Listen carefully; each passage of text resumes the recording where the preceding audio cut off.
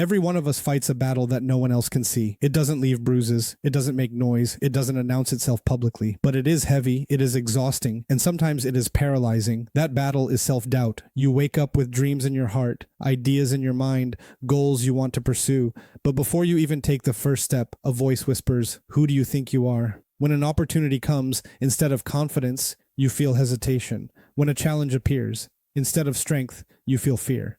And slowly, without realizing it, you begin questioning your own worth. Maybe you felt it. You compare yourself to others and think, they're better than me. You look at your past mistakes and think, I always mess things up. You face a delay in your plans and think, maybe this isn't meant for me.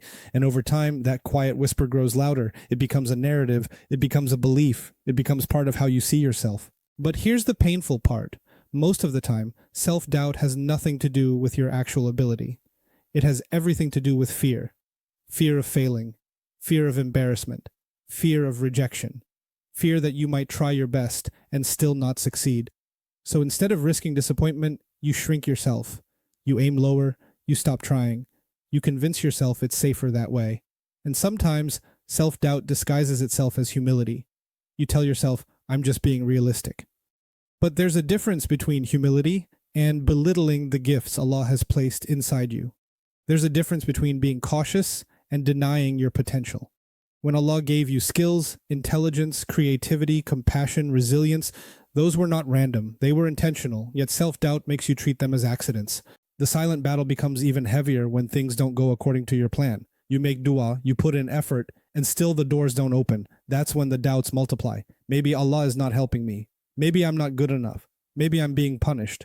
And what starts as doubt in yourself slowly becomes something more dangerous. Doubt in Allah's plan. But understand something deeply. The feeling of self-doubt does not mean you are weak in faith. It means you are human. Even some of the strongest believers felt moments of fear and uncertainty. The difference is they did not let those feelings define them. They did not allow temporary emotions to rewrite permanent truths. Self-doubt thrives in isolation. It grows in silence. It feeds on comparison and magnifies your flaws while minimizing your strengths. It reminds you of every mistake, but never reminds you of how many times Allah has brought you through difficulties before. It makes you forget the doors that opened, the problems that were solved, the du'as that were answered. And perhaps the most dangerous part of self-doubt is that it makes you underestimate the one who created you. If Allah chose you to live this life, in this time, with these circumstances, do you really think He made a mistake? If He placed you in a situation, do you think He forgot to equip you for it? The one who created the heavens and the earth created you with precision. Your weaknesses are known. Your strengths are known. Your struggles are known. Nothing about you is a surprise to Him. Yet the battle continues inside you. You smile in front of people but question yourself in private. You encourage others but criticize yourself harshly. You believe in others' potential but struggle to believe in your own. And that inner war drains your energy more than any external obstacle ever could. But what if the problem isn't that you are incapable? What if the problem is that you have been listening to the wrong voice, the voice of fear instead of faith, the voice of comparison instead of gratitude, the voice of shaitan instead of the promises of Allah?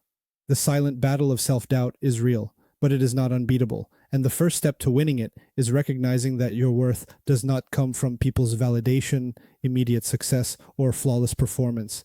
Your worth comes from being a servant of Allah, from being intentionally created, from being part of a divine plan that is bigger than your current confusion. Before you try to conquer the world, you must first confront this quiet enemy within, because once you learn to silence the voice of self-doubt and replace it with trust in Allah, everything changes. Your steps become firmer, your heart becomes lighter, and your journey becomes guided not by fear, but by faith. Self-doubt doesn't appear out of nowhere. It has roots, it has triggers, it has sources that quietly shape the way you see yourself over time. And if you don't understand where it comes from, you'll keep fighting the symptoms instead of addressing the cause. One of the biggest sources of self-doubt is comparison. From a young age, we are measured against others: grades, achievements, appearance, status. Then social media amplifies it. You scroll and see people who seem more successful, more confident, more accomplished. You see their highlights and compare them to your behind-the-scenes struggles. Slowly, without realizing it, you start believing that you are behind in life, that you are less capable, that somehow you missed something everyone else figured out. But what you're comparing is your reality to someone else's presentation, and that comparison plants seeds of insecurity in your heart. Another major source of self-doubt is past mistakes. Maybe you tried something and failed. Maybe you trusted someone and got hurt. Maybe you made a decision you regret. Instead of treating those experiences as lessons, your mind turns them into labels. I always fail. I'm not good at this. I can't handle responsibility.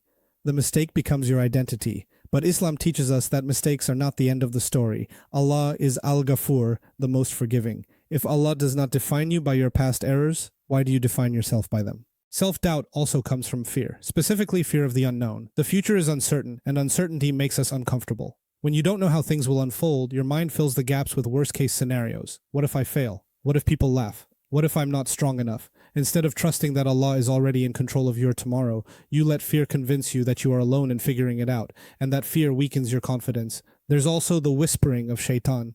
This is something we often overlook. Shaitan doesn't always tempt you with obvious sin. Sometimes he attacks your confidence. He makes you feel small. He makes you question your value. He reminds you of your flaws repeatedly.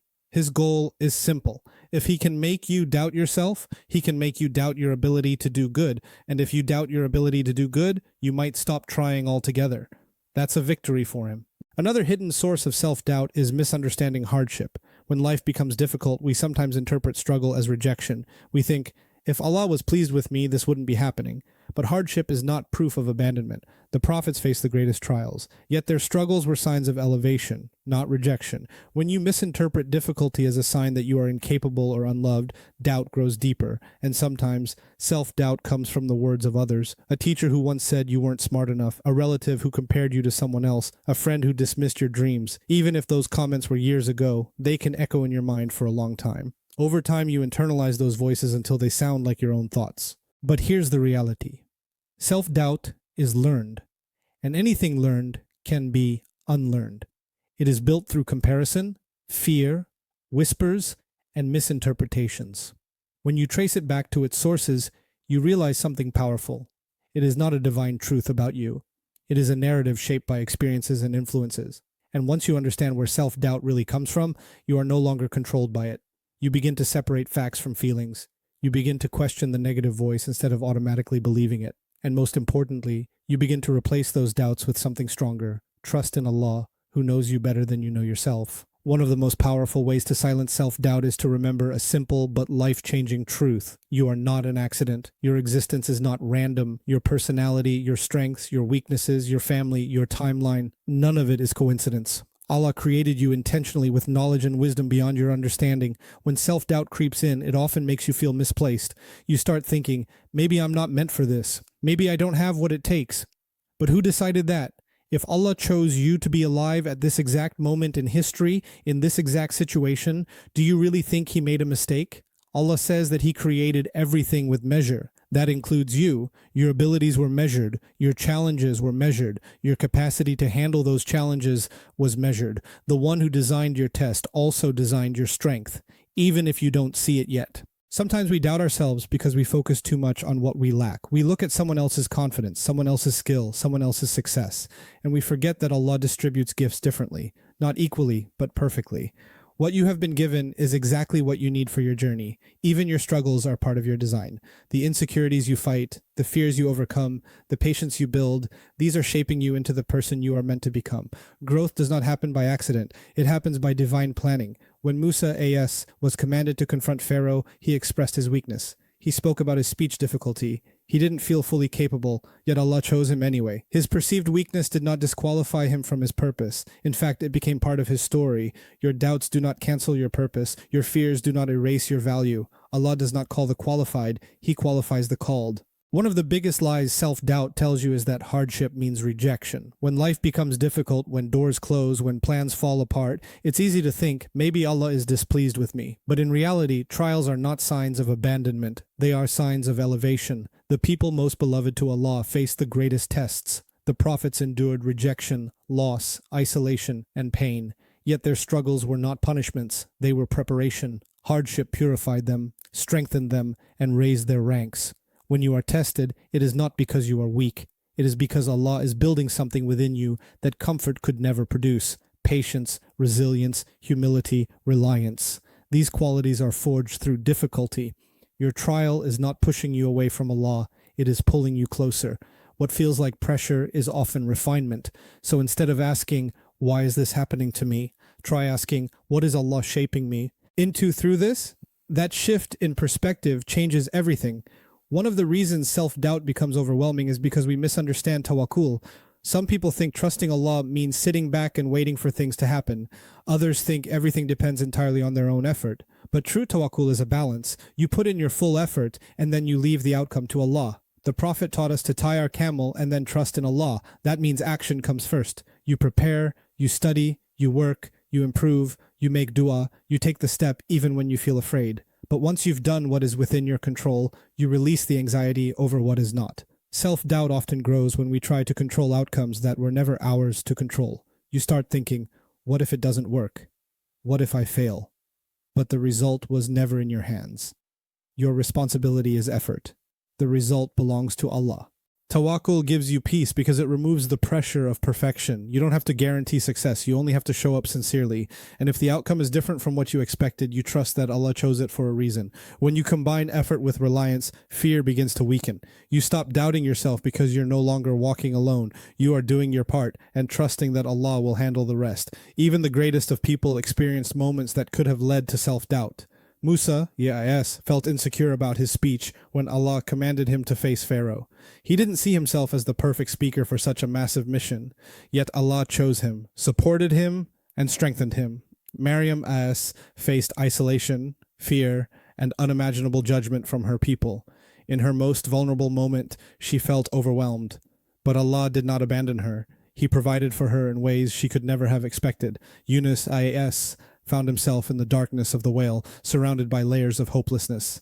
Yet even there, his sincere call to Allah became the reason for his rescue. These stories teach us something powerful. Feeling overwhelmed does not mean you are unworthy. Feeling weak does not mean you are incapable. Allah's plan unfolds perfectly, even when his servants feel uncertain. If the prophets experienced moments of vulnerability, yet were still chosen and elevated, then your moments of doubt do not disqualify you either. One of the hardest things to accept is delay. You make dua sincerely, you work hard, you try again and again, yet the answer doesn't come when you expect it. That's when self-doubt starts whispering, maybe it's not meant for you.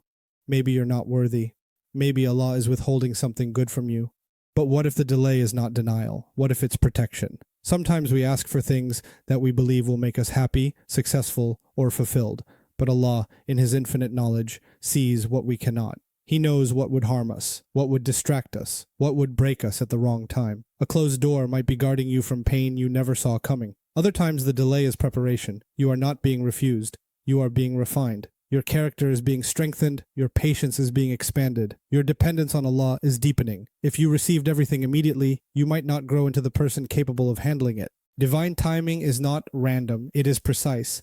What feels late to you is perfectly on time in Allah's plan. So instead of letting delay create doubt, let it create trust. What is written for you will never miss you, and what misses you was never meant to be yours. If self-doubt is built on fear and insecurity, then yaqeen, certainty in Allah, is built on trust and truth. You cannot remove doubt from your heart without replacing it with something stronger, and that something is belief in Allah's wisdom, mercy, and promise. Yaqeen begins when you remind yourself who Allah is. He is Al-Hakim, the most wise. He is Ar-Rahman, the most merciful. He is Al-Alim, the all-knowing. When you truly internalize these names, you realize that nothing in your life is random or neglected. Every delay, every test, every opportunity is placed with knowledge and care. Replacing self-doubt with certainty also requires changing how you speak to yourself. Instead of saying, I can't handle this, remind yourself, Allah would not test me with something beyond my capacity. Instead of thinking, I'm not capable, say, with Allah's help, I can grow into what this situation requires. Strengthening yaqeen means staying connected to the Qur'an and dhikr. The Qur'an repeatedly reminds believers that Allah is near, that He responds, that He does not waste effort. When your heart absorbs these reminders daily, doubt loses its volume. Certainty doesn't mean you never feel fear. It means fear no longer controls you. You move forward not because you see the full picture, but because you trust the one who does. Understanding self-doubt is powerful, but transformation requires action. If you truly want to stop doubting yourself and start trusting Allah's plan, you need practical steps that reshape your daily mindset. First, strengthen your connection with Allah consistently. Confidence rooted in dunya is fragile, but confidence rooted in faith is stable. Make dua specifically for clarity, courage, and steadfastness. Ask Allah to remove hesitation from your heart and replace it with trust. Even a simple daily dua like, Ya Allah, guide me and strengthen me, builds inner stability over time. Second, control your comparisons. Limit exposure to things that trigger insecurity. Remember that social media shows highlights, not struggles. Instead of measuring your progress against others, measure it against your past self. Growth, even if small, is still growth. Third, take small courageous actions. Self-doubt weakens when you act despite fear. You don't need massive leaps, you need consistent steps. Apply for the opportunity, start the project, have the difficult conversation. Each time you act, you prove to yourself that you are capable, especially with Allah's help. Fourth, change your internal dialogue. Notice when your thoughts become harsh or defeatist. Replace I'll fail with I'll try and Allah will handle the result. Replace I'm not enough with Allah is enough for me. Your thoughts shape your emotional state more than you realize. Finally, surround yourself with righteous influence. Being around people who remind you of Allah, who encourage growth instead of fear, strengthens your confidence. Isolation feeds doubt. Positive companionship nurtures faith. Stopping self-doubt is not about becoming fearless. It's about choosing faith over fear again and again. And every small step, taken with trust, brings you closer to a heart filled with certainty and peace. At the end of it all, this journey is about trust. You are not writing your story alone. The one who created you is the one who is guiding your path. Every chapter, the confusion, the delay, the heartbreak, the growth, is written with wisdom. When you doubt yourself, remember who your author is. Allah does not make mistakes. He does not forget his servants. He does not abandon the one who calls upon him. What feels like a setback may simply be a plot twist, leading you somewhere better than you imagined. You don't need to see the entire staircase to take the next step. You only need enough faith to move forward today. Trust that Allah's plan is kinder than your fears and wiser than your expectations. Stop doubting yourself. Start trusting Him. Because when you place your confidence in Allah, you will never truly be lost. At the end of the day, self-doubt is not just a feeling. It is a choice between fear and faith. Every time you hesitate because you think you are not good enough, you are standing at a crossroads. One path leads to overthinking, regret, and paralysis. The other leads to trust, courage, and growth. Allah did not create you to live trapped inside your own doubts. He created you with purpose. He placed you in this time, this family, this situation, with wisdom that goes far beyond what you can see. When you constantly question yourself, you indirectly question the one who shaped you. Life will never be free from uncertainty. There will always be moments when you feel unqualified, unprepared, or afraid. But remember, your strength does not come from having all the answers. It comes from knowing who controls the answers. Trusting Allah's plan does not mean life will be easy. It means you believe that every difficulty carries hidden mercy. It means you walk forward even when the road is unclear. It means you say, Ya Allah, I don't understand this now, but I trust you. So take that step, apply for that opportunity, make that change. Start that journey and leave the outcome to Him. Stop doubting yourself. Start trusting Allah, because when your heart is anchored in tawakkul, no storm can truly shake you.